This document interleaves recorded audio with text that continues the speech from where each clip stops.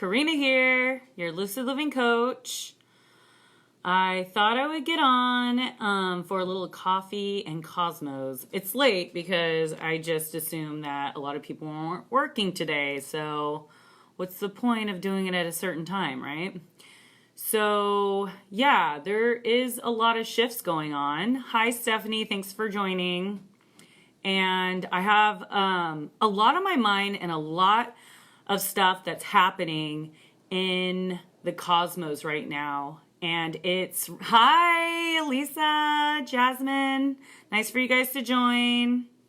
Yeah, so everything that us astrologers have been talking about for the last year or two is being reflected right now in our world. So there is a lot of shifts going on this week, and they can get really intense on Wednesday, and on Thursday it's going to feel and look better. Oh, thank you. I just took a straight iron to it for a second, just because I was in a hurry because I really wanted to get online, so I could figure out what I'm doing. But I definitely wanted to clue you guys in as far as what I found. Hi, Laura. Thanks for joining. And what is sticking out to me right now. So because of this Mercury retrograde, I haven't got the 3 videos that I've done lives on Facebook up on my YouTube because I can't freaking download it. So it's frustrating, to say the least, because my messages have been really important the past 3 times, and this is my 4th one, and I'm not going to be able to get it out. So thanks for joining on the Facebook feed. So here we go. Today we have the moon conjunct the south node, and it is in Capricorn. And Capricorn is where we have the stellium of Mars, Jupiter, Pluto, and Saturn. Now these planets are going to have a conversation with the moon. Now, I'm going to refer to my notes a lot because I'm on my phone and my laptop is not getting service. So I have my notes with me here. So we have the moon, right, which is we're receiving inner awareness. And the moon is our feminine, it's our emotions, and it's the way that we see the world.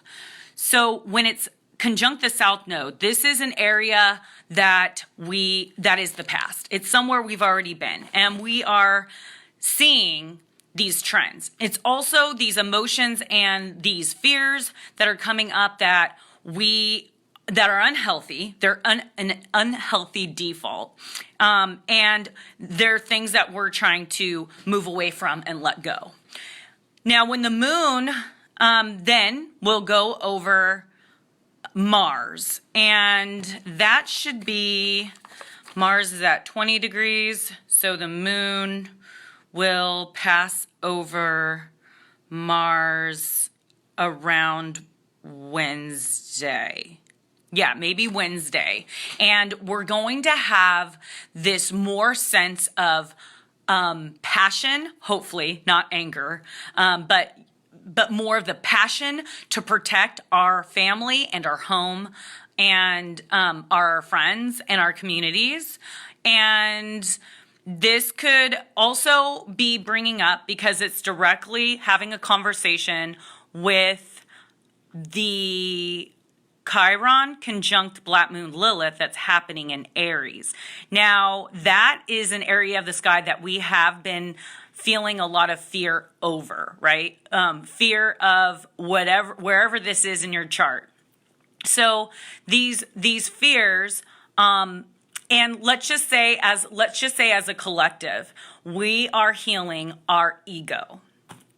Now, Aries is the first sign of the zodiac, and it's about self-awareness and confidence and asserting yourself into the world. So these positive balance energies that Mars and the moon and this Chiron Lilith conjunction is self-awareness, assertiveness, being daring, being direct, being active, being an active participant, right? And we want to move away from being selfish, self-serving, thinking about only ourselves. This is a time, or being aggressive, or like being fearful or being victimized, okay? We are learning to move away from that and gain our individual self-assertion and passion in our inner power, where it's not ego-driven, it's more of a asserting yourself in the world, kind of like anyone who knows where they're going, people move out of the way for, right?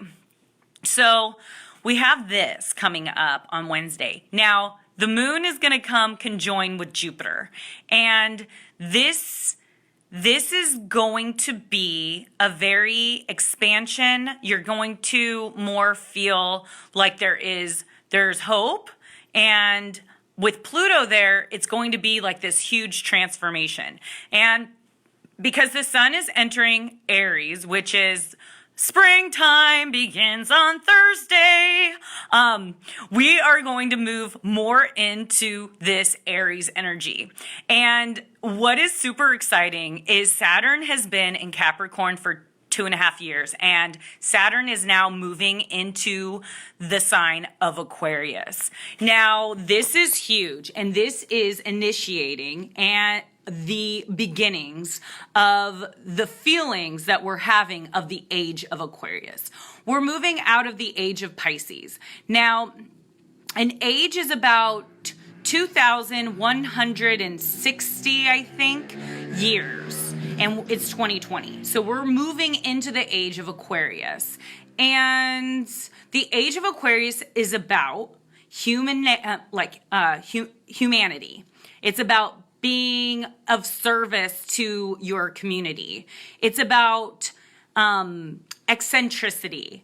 It is about the collective, about the group. It's exploring new things and awakening yourself, educating yourself, not just listening and believing everything that you're told. Like, do your research, make sure the information is valuable information, because the age of information is now like reevaluating itself. And now we're focused on the age of valuable information. Aquarius, the Aquarian age is progressive and eccentric, and it's future minded. So keep that in mind. If you need for change to happen and for new things to come in, like the new decade and the new age of Aquarius, we need to let go and destroy the old. And that is happening now. The coronavirus is the catalyst for this change. It is dismantling the systems in place.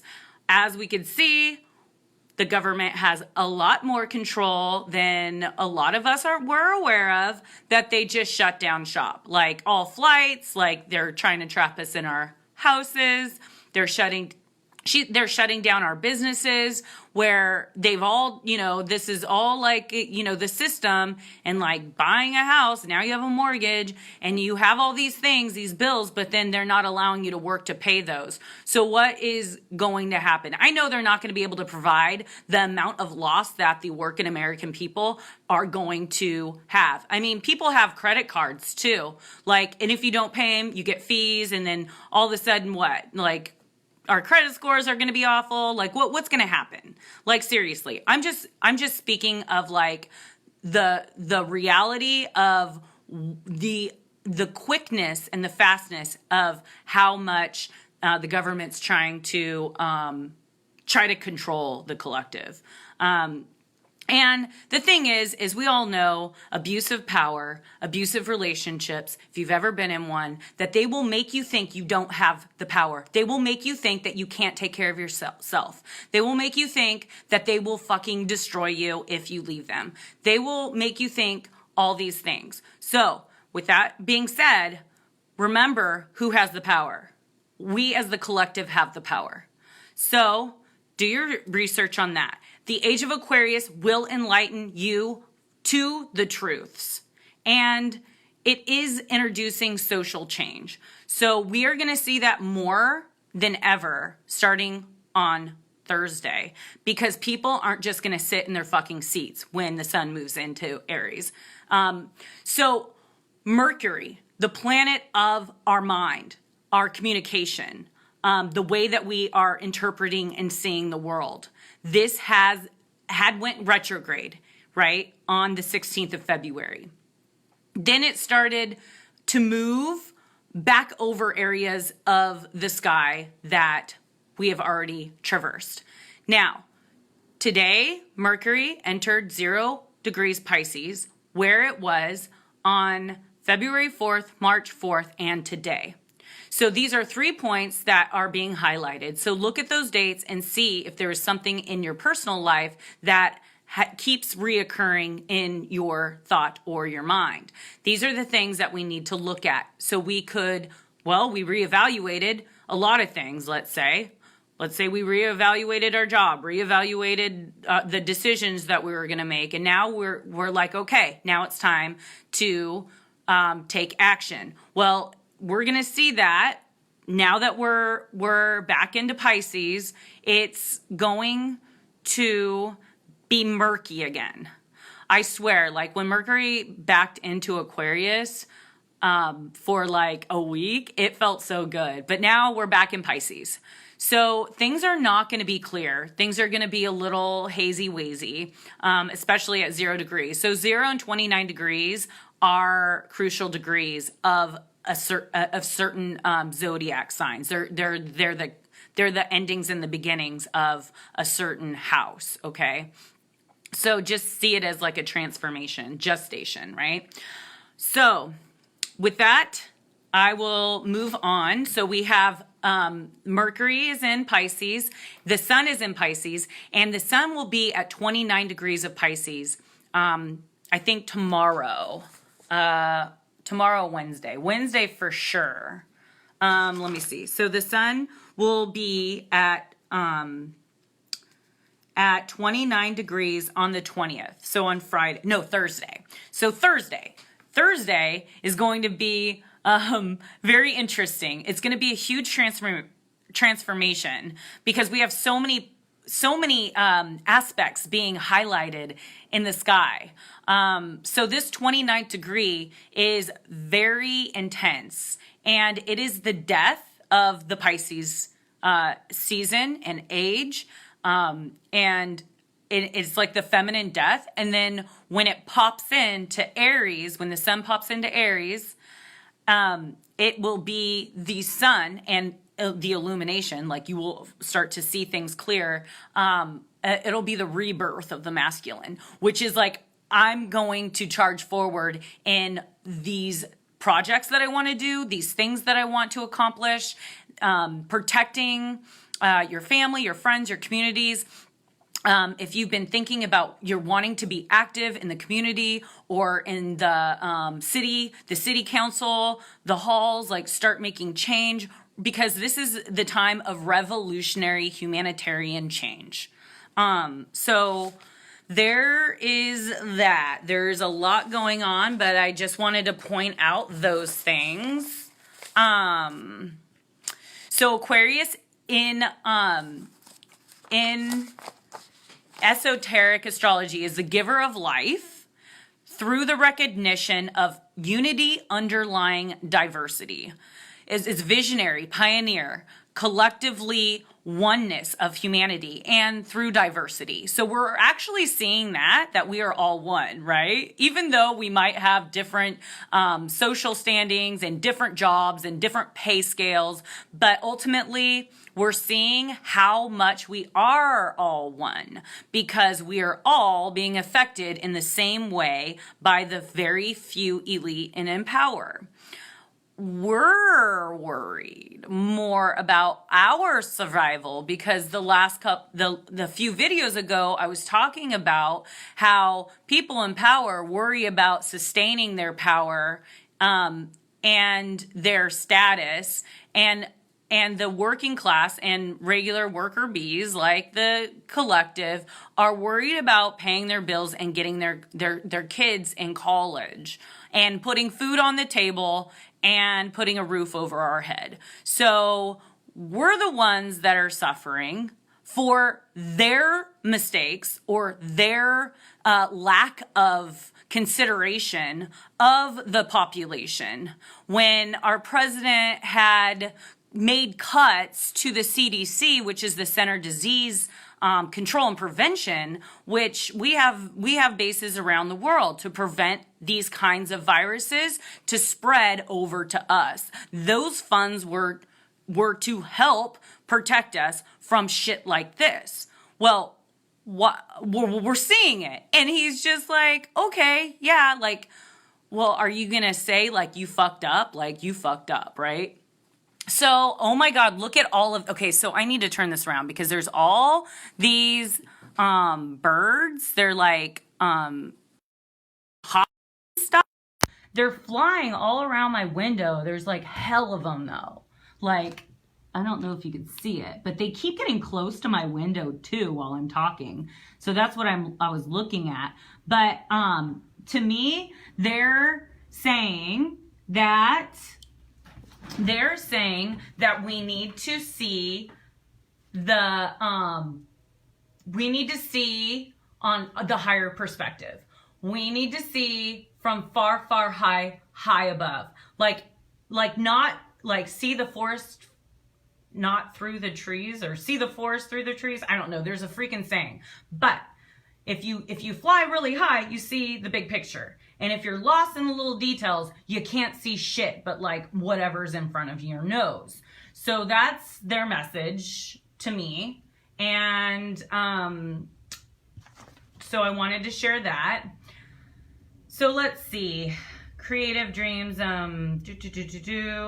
So the mantra for this Aquarian energy, Saturn going into Aquarius, is the water of life I am. I pour forth for thirsty men.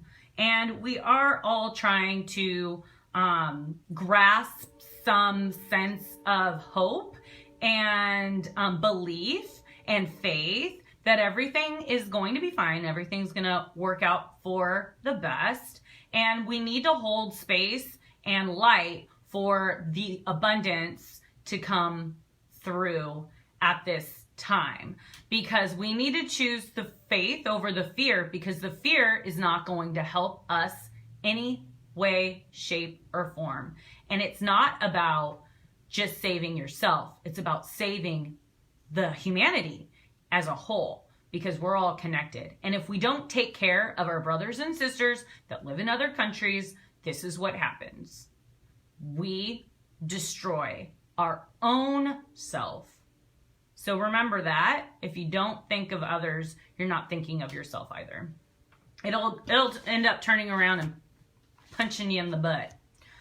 So the moon will then, after it conjuncts Jupiter, it will move into, so so the moon will go over Jupiter and Pluto and Saturn. So this, when we're seeing the death happen, the death of an old system and the old world, we are going to see limitations. And these limitations could be with our financial abundance, let's say. Because if no one can go to work for a few weeks, that's going to definitely have a toll on our finances and stuff like that. So that's Saturn. But Saturn is going to pop into Aquarius on Thursday, which is we're going to actually see more of why this is all happening in each of our individual lives, not only as a collective. So, yeah, so we have a lot of transits going on. So those were the main ones that I wanted to talk about. So, yeah, so today Mercury entered back into Pisces, where it'll be traversing until the 30th. So from now until the 30th of March will be the exact same spot that it has already traversed. So we're going to get into new territory after March 30th, and that's when Mars will enter Aquarius. So we're going to be more passionate about humanitarian efforts and getting into the community and helping and supporting one another. And then April 3rd, it looks like Venus will enter Gemini, and she's going to be showing us what this next couple years is going to look like, because the North Node has been in Cancer about our home and our family and seeing the importance of that. And so we're seeing the end of that cycle, because those nodes are finally going to change from Cancer and Capricorn, which was we were moving away from the structures and the work and this and that, and more focused on our feminine and caring and loving and our family and being more like nurturing. And now it's going to move into perfect timing for all this, Gemini, North Node in Gemini and South Node in Sagittarius, which, now that I'm seeing a little bit of what's going on, Gemini is short distance travel. It's not foreign lands. It's not traveling far from home. So we're already kind of seeing that. So yeah, it's going to be focused on that, our siblings. What else is Gemini? The messenger between the worlds. It's going to be balancing the masculine and feminine energy. And with this Aquarius, the Aquarian age, and like the Saturn being in Aquarius, it's definitely going to be a fun ride. So learn now to go with the flow, blow up the floaty, and kind of flow like water, because there is going to be a lot of evolution, which we're already seeing. It's going to be a lot of change, a lot of dismantling of the old world and rebuilding of the new. And the Age of Aquarius is going to help rebuild this new world after 2,160 years. So I'm not sure what you were referring to. I don't know when you wrote that page, but you could totally privately message me. But I just wanted to come on and do that. Is there anyone in the room that wants me to pick a card? I'll do one for the collective, because I usually do. And I got some new cards. So if you have any specific questions, I have different areas of life, and then I have all the months out of the year, which I think I will use for the collective reading for this craziness. And I definitely want to do an animal spirit. So I'll do 3 different decks for this. Yeah, that's not cool that they're shutting down bars and restaurants and breweries. That's a freaking shame. It's time for underground clubs and speakeasies. All right. So the last time Pluto was at 23 degrees of Capricorn was 1774. And that was when the Continental Congress had started. So it's where the elite few make choices based off of the collective, right?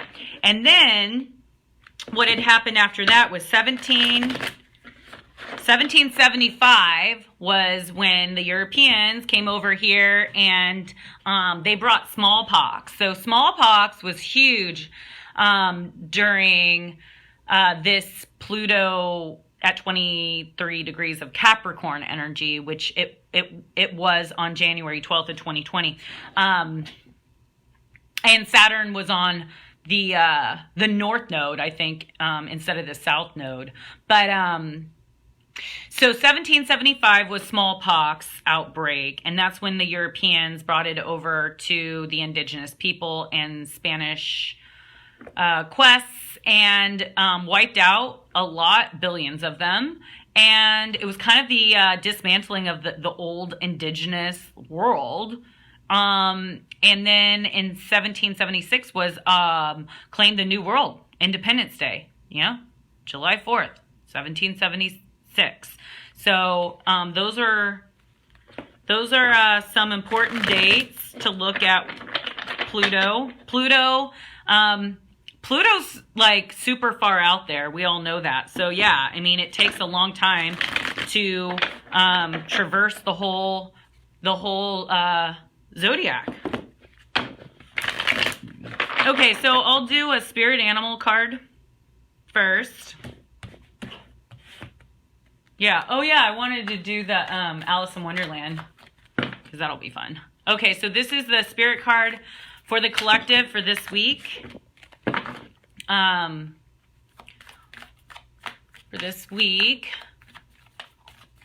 For this last bit of Pisces energy that we're going to have to get through. The last degrees of Pisces is hard. All right, come on. Come out. Oh, there it is. Oh, the snake. That makes sense. Snake. That's North Node, South Node, which North Node and South Node are 3, 6, 9 is being squared by this Chiron in Aries and the Black Moon Lilith conjunction. So these nodes are squaring. There is a conversation of tension happening with healing our wounds and our fears and our ego as well. Asserting ourselves in the world, the fears of asserting ourselves in the world, you know, because Chiron is the wounded healer and Lilith is the dark feminine, and she is bringing up a lot of fears. And I think we're all seeing that around the world right now. And so we can't be fearful of speaking our truth and asserting our will in the world. So, yeah, so that just came to me, but this is the snake that just popped out.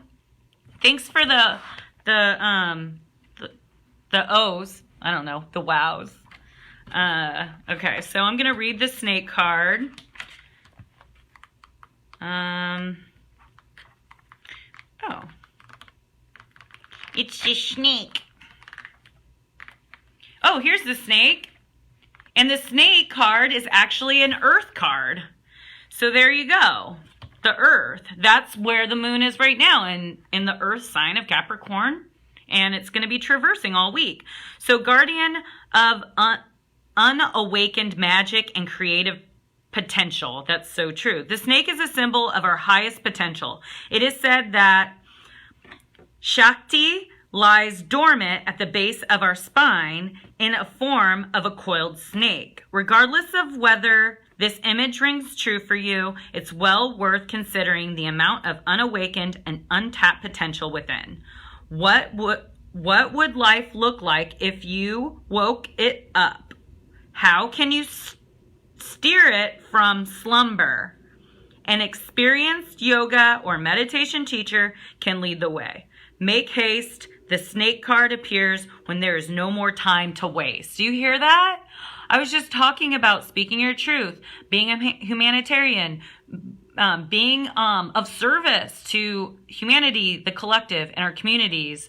And this snake card popped out saying that there's no more time to waste. We need more leaders in the world, positive change makers and healers, because we have our children depending on us to assert this new world, this new age of Aquarius, moving away from greed, selfishness, ego-driven masculine energy, and balance both the masculine and feminine so they're working together, using both of their strengths to help the collective and humanity get where we need to go so we don't continue to repeat history and choose greed over beautiful life and families that are being destroyed as we speak. Even when all those kids that were trying to save themselves and they were at our borders, they were being caged and separated from their families. That's disgusting.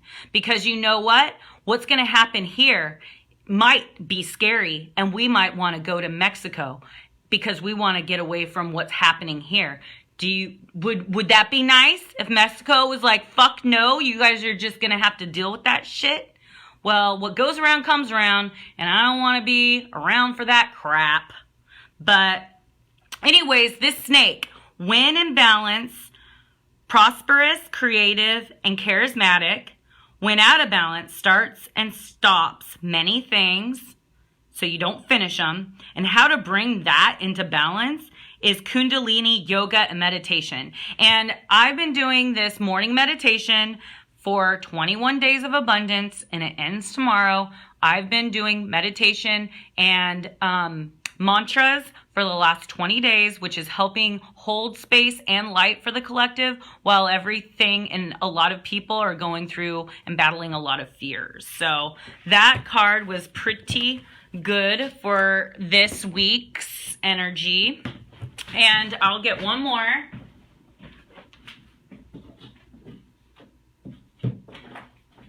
Wow, the sun is going down.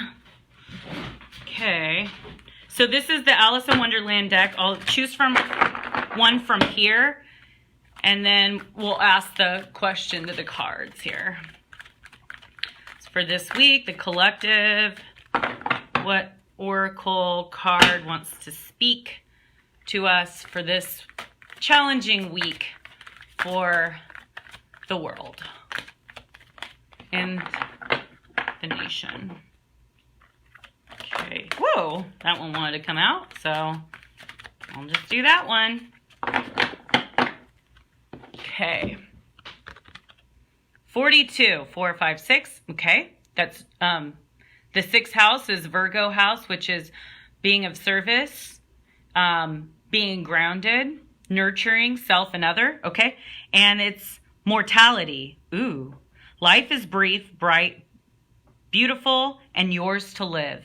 Wow. Yeah, and it's also about creating the best out of our circumstances. And I think that's very important. So if you're not, let's say you're off work and your kids are home, see it as a blessing to have a break from the hustle bustle of the American life.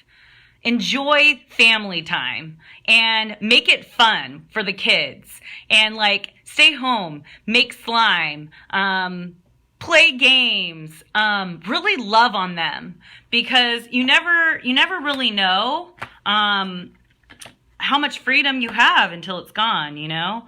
So you might as well just make the best of it. And what you consider free is definitely subjective. So here's the card. Life is brief. Yes, more earth.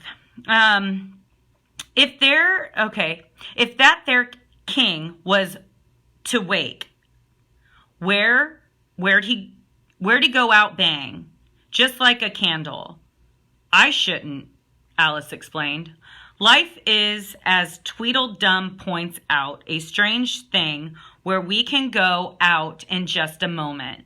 None of us know how long we have, and no matter what we believe or tell ourselves, we are all mortal in this form. This lifetime is just one brief, bright jewel. Alice denies this, but it is truth. We are all mortal, and we all pass. We must know this so we can hold on to the precious gift that is this existence. Whoa, can't believe this card popped out. When this card comes, it does not mean that you are about to pass. Thank you. It is not a card of death, but a reminder of the beauty and the fragility of this existence. Yes, that's true. It urges us all to take this life and make it as beautiful, as meaningful, and as full of adventure as we can. So many of us live as if this life is a burden, awaiting others another lifetime or a heaven which will save us from the difficulties and challenges of being mortal. Instead of living as if there is forever or a better place to go to, or as if other lifetimes or existence in the afterlife will be better, live like this life as all like it's all you have.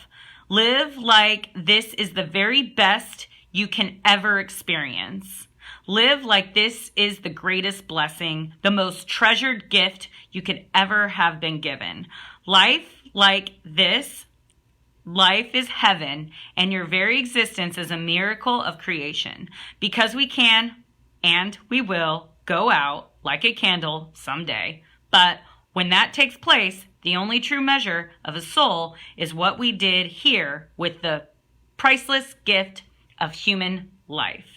So the deviation for this card is asking us for the appreciation of existence, relishing being alive, making the most of every moment, accepting mortality in ourselves and in others, living in the present, feeling joy at being alive, and that's it. So I thought that was a pretty interesting card to come up for this week.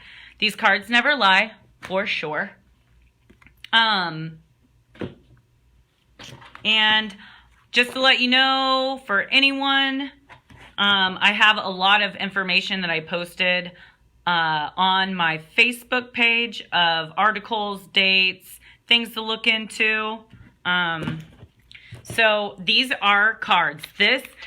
These cards have specific areas of life, and these cards have every month of the year. And then these are like random red cards, and these are my new card deck, so I'm kind of excited.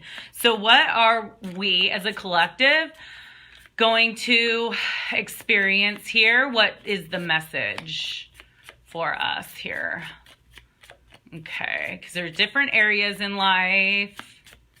What's going on here?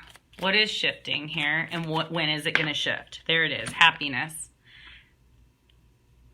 Happiness. Okay, let's see what month here this happiness is going to return, where this fear is just